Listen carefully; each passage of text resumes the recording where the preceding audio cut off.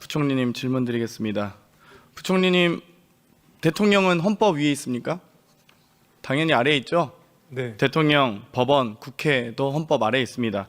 유일하게 헌법 위에 있을 수 있는 사람은 국민 아니겠습니까? 주권자인. 네. 결국 헌법을 해석하는 궁극적인 최후의 보루는 국민입니다. 그렇기 때문에 국민들이 위임한 권한으로 저희가 이 자리에 서 있을 수 있다고 생각합니다. 그렇지 않습니까? 네, 일단 그렇게 부총리님은 그 자리에 어떻게 임명되셨습니까? 대통령이 지명하신 거죠? 네. 네, 그렇습니다. 그런데 지금 대통령이 있는 상황입니까? 지금 우리나라에 국민 주권자로부터 위임받은 권한을 행사하는 대통령은 없습니다. 맞습니까? 네. 예, 그래서 오히려 이런 참 괴뢰적인 상황을 저희가 이제 종식해야 된다고 생각합니다. 지금 현재 정권은 민주적 대표성을 상실했고 또 정권의 정통성도 파기된 상태다. 그렇기 때문에 현상 유지만 해야 된다고 생각을 합니다.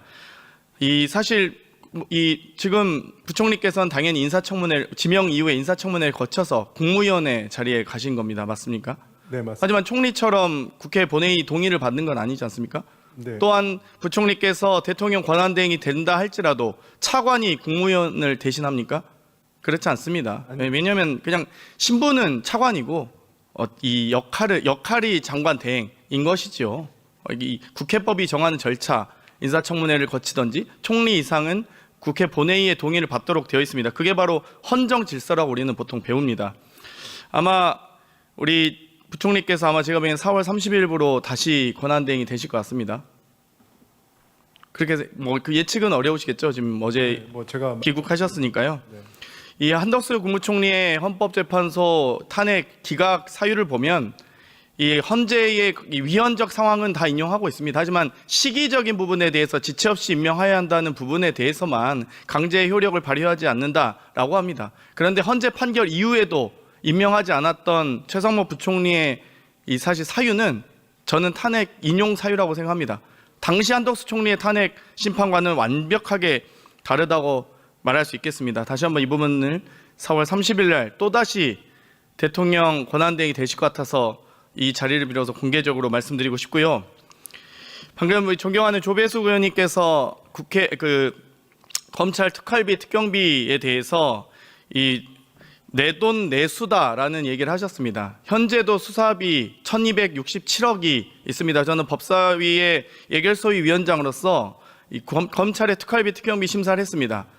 결산 심사 당시에도 내역을 달라라고 했고 국정감사 당시에도 달라고 했고 예산심의 당시에도 달라고 했지만 아무런 내역을 받지 못했습니다. 그런데 내돈 내수다라는 근거 없는 허무맹랑한 특활비 없다고 해서 수사 못한다라는 허무맹랑한 말씀에 대해서 지적하지 않을 수 없고요. 수사비는 더 큰 1267억이나 편성되어 있다. 그리고 그 수사비 내역은 단 한 푼도 손대지 않았다는 것 말씀드리고 싶고요. 집행 내역은 받아본 적이 없습니다. 그렇기 때문에 이 부분 한 번 더 지적하고 싶습니다. 부총리님 6월 24일 날 갤럭시 핸드폰 Z 폴드 5 쓰시다가 12월 7일 날 내란 이후에 핸드폰 바꾸셨습니다. 안가 4인방, 김주현 민정수석, 박성재 법무부 장관, 이상민 행안부 장관, 이완규 법제처장 4명이 모여서 12월 4일 날 한가하게 연말 가기 전에 얼굴이나 보려고 했답니다. 안가에서 그런 부적절한 처신을 하는 것도 공직자로서 문제가 있는데요. 이상민 행안부 장관은 왜 안 바꿨나 했더니 비아폰 사용했다고 합니다. 그런데 12월 7일 날 S24 울트라에서 Z 폴드 6로 바꾸셨어요. 핸드폰이 고장나서 바꾸셨다고 하셨죠? 네, 사무실에 있습니다. 예.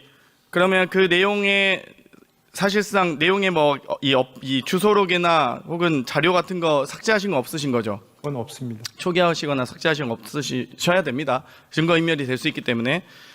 근데 사실 일반적으로 이 사양을 보통 바꿀 때는 좋은 성능의 핸드폰을 바꿉니다. 그런데 S24 울트라가 폴드 6보다 더 좋은 건 아시나요?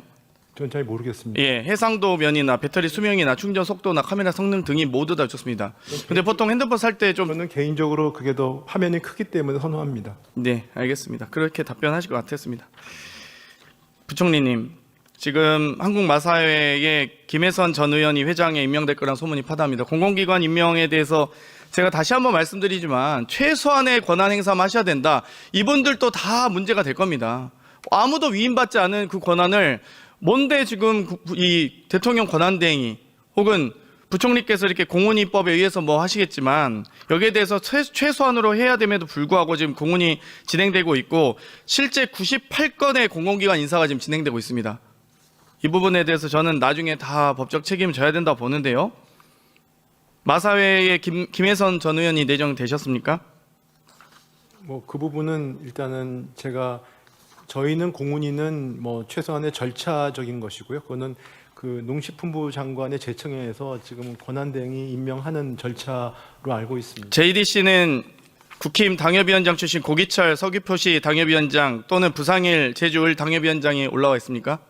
그 지금 말씀하신 건 아마 공훈위 대상은 아닌 것 같은데요. 지금 그 부분은 왜냐하면 그때 민주당에서 31명 발표한 것 중에 공훈위 대상은 4명. JDC 이사장 후보자. JDC는 여기 저는 알지 못합니다. 저희는. 광해광업공단은 지금 황영식 사장 내정됐죠. 그것도 저는 알지 못합니다.